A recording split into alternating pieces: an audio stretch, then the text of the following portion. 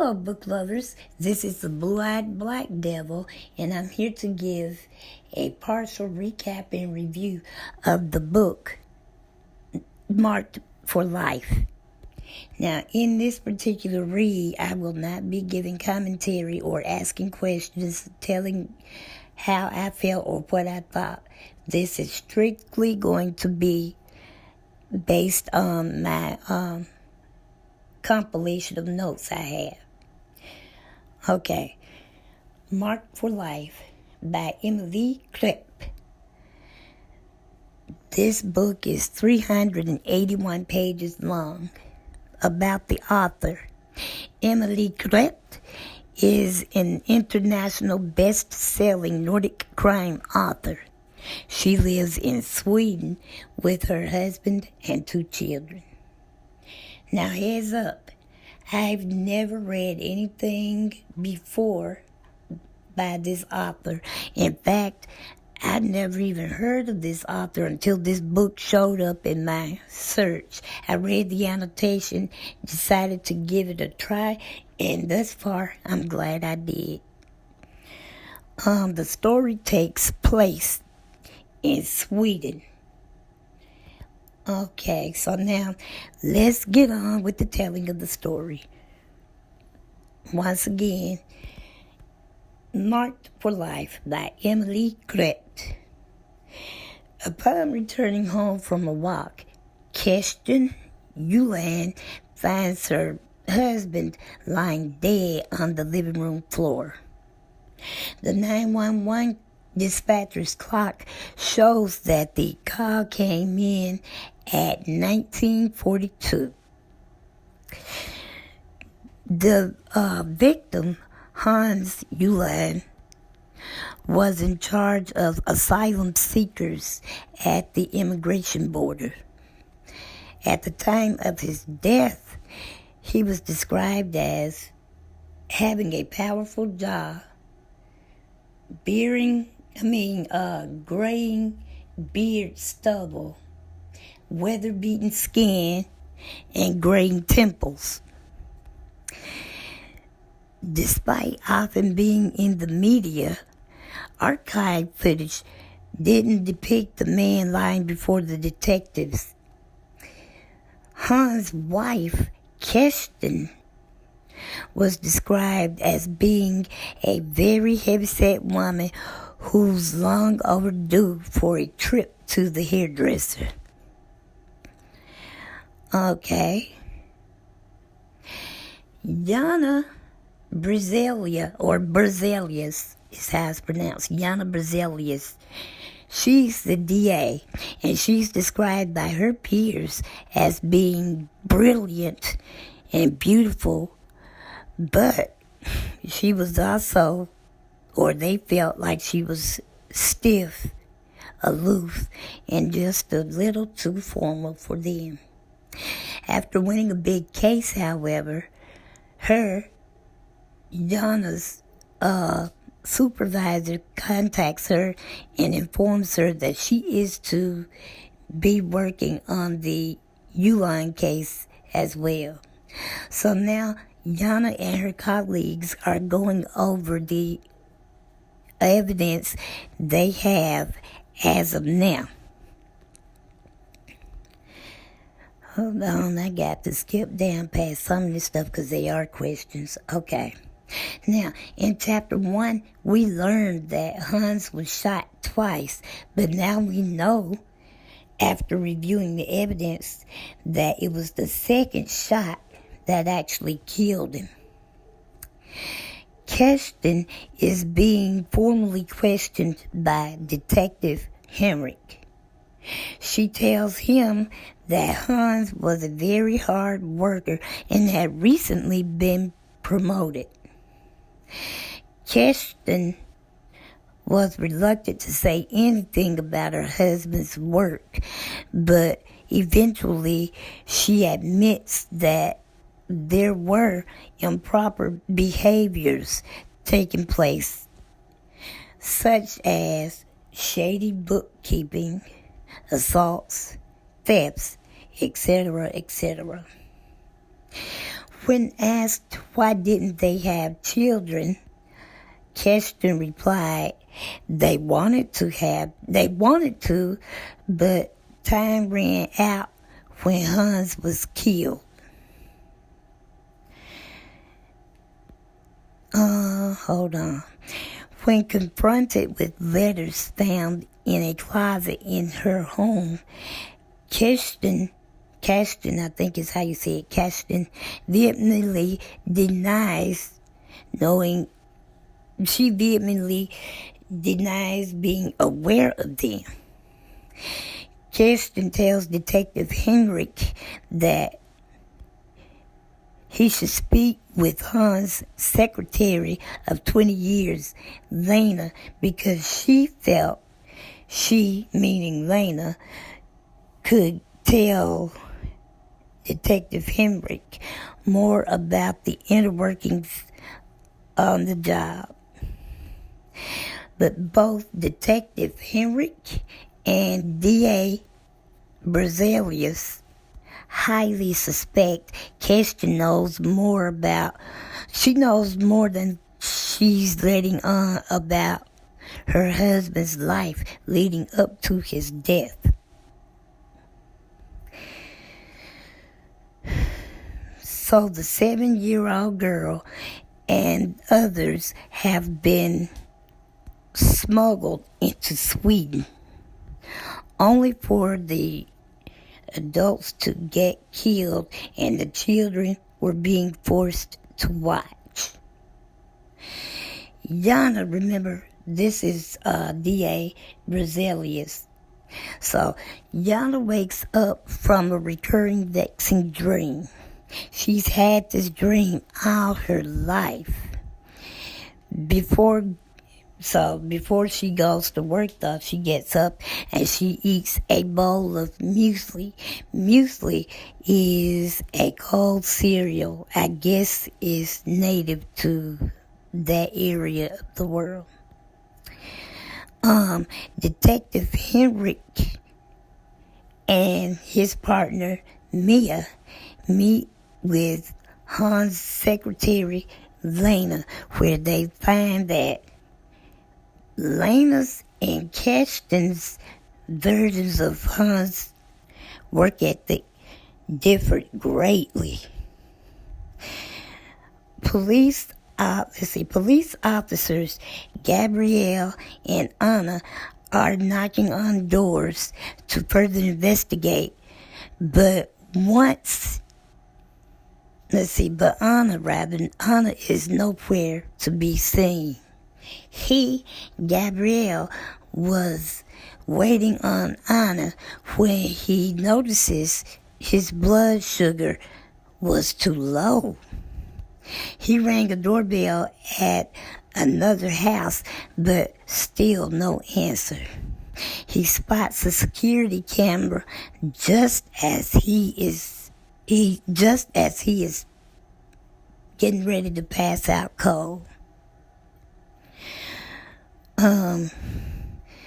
Both the girl and her friend Demio, I can't say his name, have been captured. The camera footage, okay, here we go. The camera footage has been released and reviewed by surveillancer Ola. As usual, though, the camera surveillance doesn't quite go back to Hans Street. The only significant thing the surveillance footage revealed was a boy walking past. The boy was described as wearing a dark hooded sweater that hid his face well. 2 hours into the video footage, it dawns on Ola that the boy was the only thing he'd seen. Police already suspect that Hans was killed by a boy. So the girl, Demilo, and Esther are being transported to their new home in Sweden. Detective Henrik is sexually frustrated. He thinks he's gained too much weight, so he secretly goes on a diet, hoping his wife would notice and find him more appealing or attractive. It seemed to work, but it only worked for that one time that she went back to her regular self. One night he asked her if he could go to the gym a couple of nights a week. She turned him down flat. Detective Mia has been a good fighter ever since she was a child. Her brothers were 5 and 6 years older than her, and they were constantly challenging her to fight them or other neighborhood children. She had no friends throughout school because her peers felt like she was snooty. An elderly man has found a small boy between the ages of 8 and 9 years old dead. Police, let me see, I just lost my place, guys. Found him, okay. 8 and 9 years of age, found Bob, okay.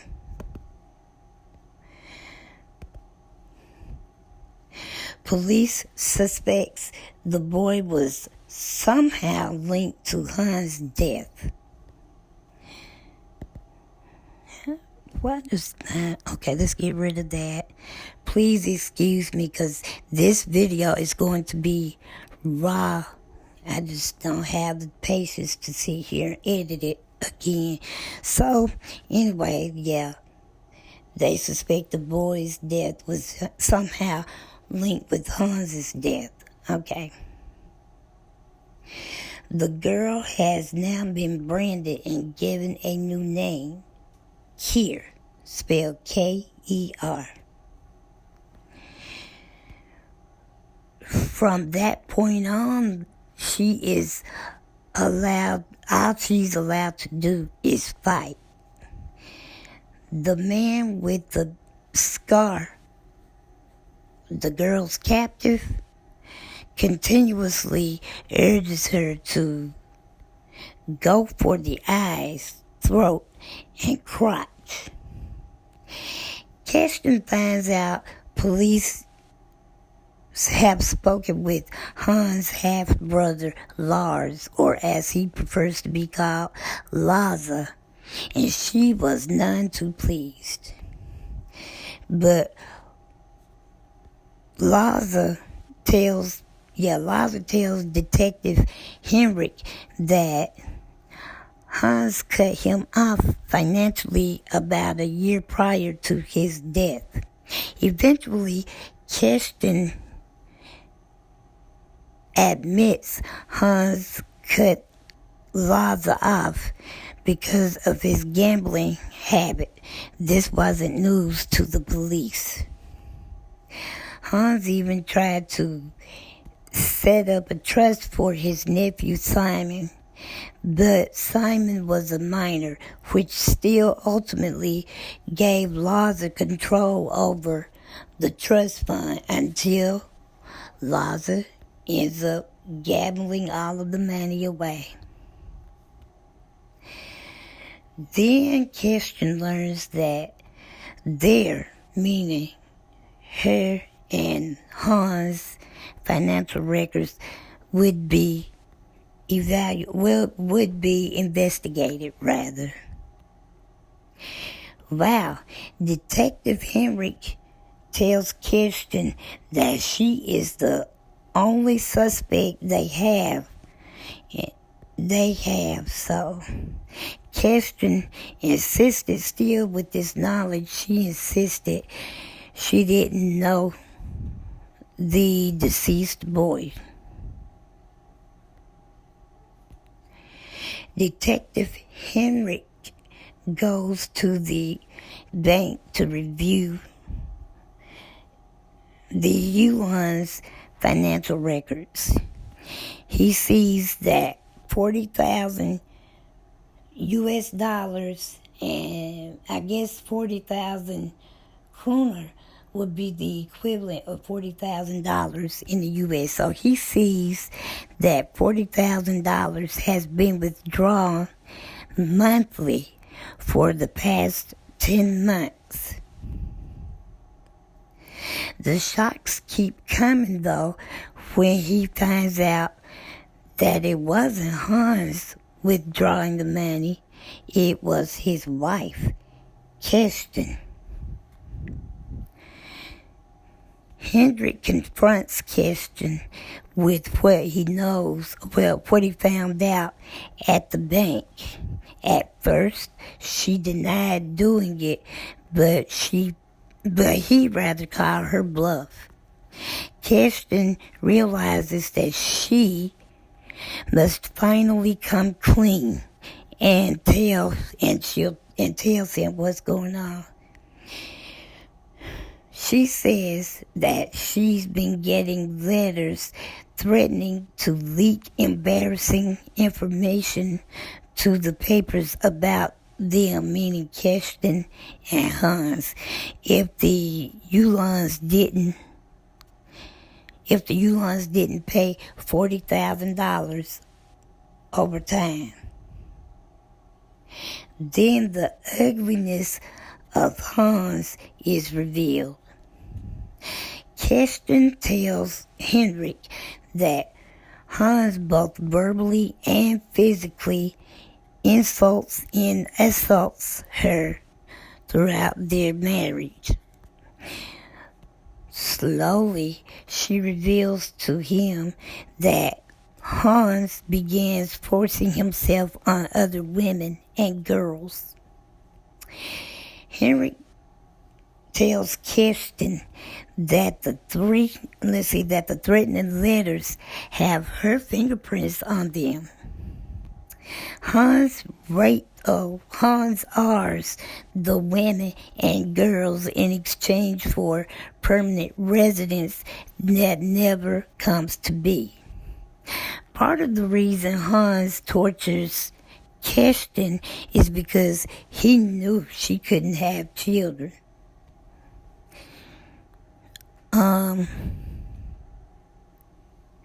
When detectives go to speak to the man they think wrote and sent the blackmailing letters, he tries to outrun the police, but alas, he was caught